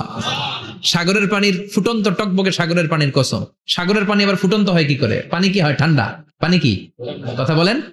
আল্লাহ পৃথিবীর ভেতরকার কথা চিন্তা করে বলেছেন, ওয়াল বাহরিল মাসজুর। ইউনাইটেড স্টেটস অফ আমেরিকার নেভাল একাডেমির সায়েন্টিস্টরা এই আয়াতের উপর রিসার্চ করেছে যে সাগরের ভেতরে আবার, এই ঠান্ডা পানির ভেতরে আবার উত্তপ্ত আগুনের লাভা আসলো কোত্থেকে। রিসার্চ করার জন্য তারা সাগরের ভেতরে পাইপ ঢুকিয়েছে। পাইপ ঢুকাতে ঢুকাতে অনেকগুলো লেয়ার তারা পার করেছে। রূপান্তর শিলার স্তর, পাললিক শিলার স্তর, আগ্নেয়গিরির শিলার স্তর, মার্বেল পাথরের অনেকগুলো শিলার স্তর পেরিয়ে যাওয়ার পরে তারা পাইপ ঢুকানোর পরে দেখতে পেয়েছে পাইপগুলো গলে যায়। পাইপগুলো কি হয়? তার মানে ভিতরে কি আছে? গত কয়েক মাস আগে জাপানে কিছু জিওলজিস্ট, ভূতত্ত্ববিদ, তারা গবেষণা করে পৃথিবীর এক মাথা থেকে আরেক মাথায় যেতে চাচ্ছে, মানে প্রতিপাদ স্থান। বাংলাদেশের এখান থেকে ছিদ্র করলে আপনি দক্ষিণ আমেরিকার চিলির সান্টিয়াগোতে যেয়ে উঠবেন। কথা বুঝতে পেরেছেন? তার মানে বাংলাদেশের প্রতিপাদ স্থান হচ্ছে দক্ষিণ সাউথ আমেরিকার চিলির সান্টিয়াগো। আবার ইন্ডিয়া থেকে ছিদ্র করতে করতে পৃথিবীর আরেক মাথা দিয়ে উঠবেন। সুবহানাল্লাহ বলেন। এটা তারা শুরু করেছে, কিন্তু এখনো সফল হয় নাই। ইউএস এর নেভাল একাডেমির সায়েন্টিস্টরা পাইপ ঢুকাতে ঢুকাতে দেখে একটা পর্যায়ে শেষে পাইপ আর ঢুকানো যায় না। পাইপগুলো পৃথিবীর ভেতরে যেতে যেতে গলে গলে পানি হয়ে যায়। সুবহানাল্লাহ কইবেন না? এই রিসার্চ প্রজেক্টের যিনি চিফ উনি বললেন, bring the water proof pipe from America. America থেকে ওয়াটার প্রুফ পাইপ নিয়ে আস। আমার এমন পাইপ লাগবে গবেষণা করার জন্য যে পাইপ আগুনে জ্বলে না। ওয়াটার প্রুফের মধ্যে আগুন লাগালে আগুন ধরবে? বুলেট প্রুফে বুলেট মারলে বুলেট ঢুকবে? মাননীয় প্রধানমন্ত্রী শেখ হাসিনা যে গাড়িতে করে চড়ে, এটা বুলেট প্রুফ কার? গুলি মারলে ঢুকবে? আবার গুলি মারতে যায় না, 14 গোষ্ঠী উদ্ধার করে ছাড়বে আপনার, খবরদার। তো আমেরিকা থেকে ফায়ার প্রুফের পাইপ নিয়ে আসা হলো। নেভাল একাডেমির চিফ সায়েন্টিস্ট পাইপ ঢুকাতে আরম্ভ করলেন। ঢুকাতে ঢুকাতে, পৃথিবীতে কিন্তু অনেকগুলো স্তর আছে, এই যে বালু মাটি, সব কিন্তু বালু মাটি নয়। আপনি খুঁড়তে খুঁড়তে পেয়ে যাবেন পাললিক শিলা, এরপরে রূপান্তরিত শিলা, এরপরে মার্বেল পাথরের শিলা, এরপরে শুরু হবে গরম আগ্নেয়গিরির শিলা। ওই শিলার ভেতরে এমন আগুন আল্লাহ রেখেছে, ওই নেভাল একাডেমির সায়েন্টিস্টরা ফায়ার প্রুফের পাইপ ঢুকাতে ঢুকাতে একটা লেভেল যাওয়ার পরে দেখে যে ফায়ার প্রুফের পাইপও গলে গলে মুহূর্তে পানি হয়ে যায়। তার মানে ভেতরে এমন আগুন আল্লাহ রেখেছে, ওই আগুনের তুলনায় পৃথিবীর আগুনের মতো নয়। ওই আগুনটাই জাহান্নামের আগুন। আবার বিজ্ঞানীরা গবেষণা করে ওই আগুনের মধ্যে মানুষের চিৎকার শুনেছে। এজন্য হাদিসে এসেছে, আল্লাহর ওলিরা, মুমিন বান্দারা মারা গেলে তাদের রূহগুলো আকাশে চলে যায়, ইল্লিনে চলে যায়। আর কাফের মুশরিকার নাস্তিক গুলো মারা গেলে তাদের আত্মাগুলো পৃথিবীর মাঝখানে সিজ্জিনে চলে যায়। ওই সিজ্জিনের ভেতরে আগুন আছে না নাই? চিল্লায় বলেন। তার মানে পাতালপুরীর কথাও আছে, সাগরের কথাও আছে, আকাশের কথাও আছে। কেমন করে দুনিয়াতে আমরা আসলাম সেটাও আছে। এমব্রয়োলজি, ভ্রূণতত্ত্বের কথা কোরআনে আছে না নাই? পৃথিবীতে আল্লাহ কয়েক সিস্টেমে মানুষ বানালেন। সৈয়দনা আদমকে বানালেন, মাও নাই বাবাও নাই। সৈয়দনা আদম আলাইহিস সালামের বাবার নাম কি? মায়ের নাম কি? মাও নাই বাবাও নাই। আবার সৈয়দনা ঈসা আলাইহিস সালামকে আল্লাহ তৈরি করলেন, শুধু মা আছে বাবা নাই। আবার আমাদের সবাইকে আল্লাহ বানালেন, মাও আছে বাবাও আছে, ঠিক কিনা? এরপরে ছোট্ট 1 ফোঁটা নাপাক থেকে আল্লাহ আমাদেরকে বানালেন।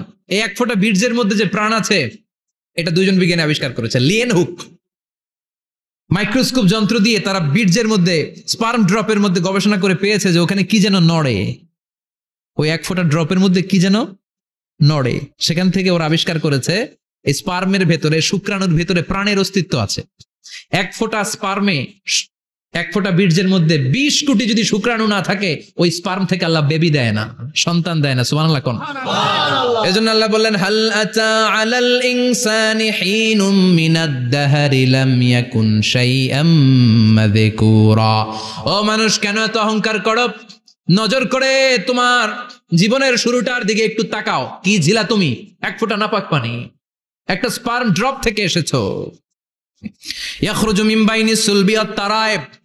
বাবার পৃষ্ঠদেশ থেকে মায়ের গর্ভদেশের মধ্যে তোমাকে নিয়ে গেল কে? সেখান থেকে ফি যুলুমাতিন সালাস, 3টা প্যাকেট দিয়ে মায়ের পেটের মধ্যে তোমাকে প্রিজার্ভ করলো কে? আল্লাহ প্রত্যেকটা স্টেজ কোরআনে বলে দিয়েছেন। ফি যুলুমাতিন সালাস, 3টা অন্ধকার প্রকোষ্ঠে আল্লাহ আমাদেরকে প্রিজার্ভ করেছেন। মায়ের ভুলের একটা প্যাকেট, মায়ের জরায়ুর একটা প্যাকেট, আবার মায়ের পেটের একটা প্যাকেট। ওই প্যাকেটের ভিতরে পৃথিবীর কোন কবিরাজের কবিরাজি কাজে লাগছে? ডাক্তারের ডাক্তারি কোন কবিরাজ আম করে খাওয়াইছে? চিল্লায় বলেন, তিনি কে? এরপর আল্লাহ বললেন ফি যুলুমাতিন সালাস, ওটা অন্ধকার ছিল। যেই টেম্পারেচারে রাখলে তুমি সুস্থ থাকবা, যেই টেম্পারেচারে রাখলে তুমি আস্তে আস্তে বড় হতে পারবা, সেখানে আমি রাখলাম। সেখান থেকে আমরা হয়ে গেলাম জিমেট, সেখান থেকে জাইগট, তারপরে ইমব্রয়ো, তারপরে ফেইটাস, ল্যাটার স্টেজ। প্রথমে ছিলাম ইনিশিয়াল স্টেজ, তারপরে ল্যাটার স্টেজ, আমরা বড় হতে লাগলাম। আল্লাহ আমাদেরকে হার্ট দিলেন, সিস্টনিক ডায়াস্টনিক, অলিন্দ নিলয় শুরু হয়ে গেল। রুহুর ফুৎকার আমাদের হৃদয়ে ভরে দিল কে? আল্লাহ আমাদেরকে স্কেলিটন দিলেন, কঙ্কাল, স্পাইনাল কর্ড দিলেন, আমাদের স্কাল দিলেন, মাথার খুলি দিলেন, লাঞ্চ দিলেন, ফুসফুস দিলেন, গল ব্লাডার দিলেন। যেখানে যেটা ঠিক যেমন ভাবে দেয়া দরকার মায়ের পেটে থাকতেই সেটা দিয়ে দিয়েছে কে? আল্লাহ। এরপর 8 মাস আমরা মায়ের পেটে মারে কষ্ট দিলাম। ওই মুহূর্তে আমার মা আমার জন্য যতটা কষ্ট করেছে পৃথিবীর কেউ ওই খবর রাখে না। জোরে কোন ঠিক কিনা? বোঝা হয়ে গিয়েছিলাম, একটা বস্তা। আমরা প্রত্যেকে মায়ের পেটে ছিলাম একটা কি বস্তা। এই বস্তা নিয়ে আমার মা খেতে যেত, ঘুমাতে যেত। এই বস্তাটা পেটে করে আমার মা রান্নাঘরে রান্না করতো। একদিনও রান্না বন্ধ হয় নাই। এই বস্তাটা নিয়ে আমার মা টয়লেটে যেয়ে বসতে পারতো না, 8 মাস এরকম কষ্ট করেছে। এজন্য মায়ের মনে কষ্ট দিলে আল্লাহর আরশ কেঁপে যায়। মায়ের কাছ থেকে দোয়া নেওয়ার দরকার আছে না নাই? মায়ের মনে কষ্ট দিবেন? মায়ের সাথে বেয়াদবি করবা কেউ? মায়ের থেকে দোয়া নেওয়ার দরকার আছে না নাই? মা যার নাই সে জানে মা না থাকার কি জ্বালা। চিল্লা এখন ঠিক কিনা? যখন রাত্রি নিঝুম এই চোখে ঘুম, একলা শূন্য ঘরে, তোমায় মনে পড়ে মাগো, তোমায় মনে পড়ে। যখন রাত্রি নিঝুম এই চোখে ঘুম, একলা শূন্য ঘরে, তোমায় মনে পড়ে মাগো, তোমায় মনে পড়ে। ঠিক কিনা? এজন্য এই মায়ের জন্য দোয়া করার দরকার আছে না নাই? আল্লাহ বললেন 8 মাস 9 মাস মায়ের পেটের ভেতরে ছিলা, তারপরে দুনিয়ার বুকে তোমারে আনলো কে? ছোট্ট নাপাক ছিলাম, এই ছোট্ট এক ফোঁটা পানি থেকে আমাদেরকে বড় করছে কে? তার মানে এমব্রয়োলজি, ভ্রূণ তত্ত্বের কথা কোরআনের ভেতরে আছে না নাই? সে আল্লাহ বললেন ইয়াসিন ওয়াল কোরআনিল হাকীম ইন্নাকা লামিনাল মুরসালিন আলা সিরাতিম মুস্তাকিম। সুবহানাল্লাহ পড়েন। আল্লাহ বললেন ইয়াসিন, এরপরে বললেন আল কোরআনিল হাকীম, প্রজ্ঞাময় কোরআনের শপথ। বিশাল একটা শপথ কেটে আল্লাহ বললেন ইন্নাকা লামিনাল মুরসালিন আলা সিরাতিম মুস্তাকিম। ইন্নাকা লামিনাল মুরসালিন, অবশ্যই অবশ্যই নবী হে আপনি রাসূলদের অন্তর্ভুক্ত। চিল্লা এখন সুবহানাল্লাহ। তিনি যে রাসূল এটার সার্টিফিকেট এই আয়াতে দিয়েছে কে? এরপর আল্লাহ বললেন আলা সিরাতিম মুস্তাকিম, ও নবী আপনি সিরাতুল মুস্তাকিমের উপর আছেন। যেই দোয়াটা প্রতিটা নামাজের মধ্যে প্রতিদিন প্রত্যেক রাকাতে সূরা ফাতিহাতে আমরা পড়ি, ইহদিনাস সিরাতাল মুস্তাকিম। Oh Allah, show us the right path, show us the correct path. আপনি আমাদেরকে সোজা পথ দেখান।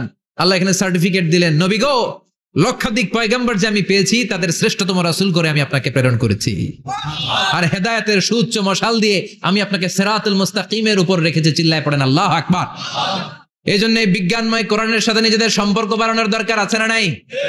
কোরআন পড়লে দুনিয়া এবং আখিরাতে মর্যাদা বাড়ায় দিবে কে? কোরআনের আইন দিয়ে সমাজটারে সাজানোর দরকার আছে না নাই? কোরআন দিয়ে আমাদের সমাজটা সমৃদ্ধ হোক আমরা চাই কি চাই না? কোরআন দিয়ে আমার সংসদ ভবন চলুক, আমার 300 জন মেম্বার অফ দ্য পার্লামেন্ট কোরআনের আয়াত দিয়ে সংসদে কথা বলুক আমরা চাই কি চাই না? আমাদের মিলিটারি গুলো কোরআনের আওতায় চলুক, আমাদের দেশটা কোরআন দিয়ে চলুক। আমার লাল সবুজের পতাকা সংসদ ভবনের এক পাশে, আর কালিমার লা ইলাহা ইল্লাল্লাহর পতাকা আরেক পাশে পতপত করে উড়বে আমরা চাই কি চাই না?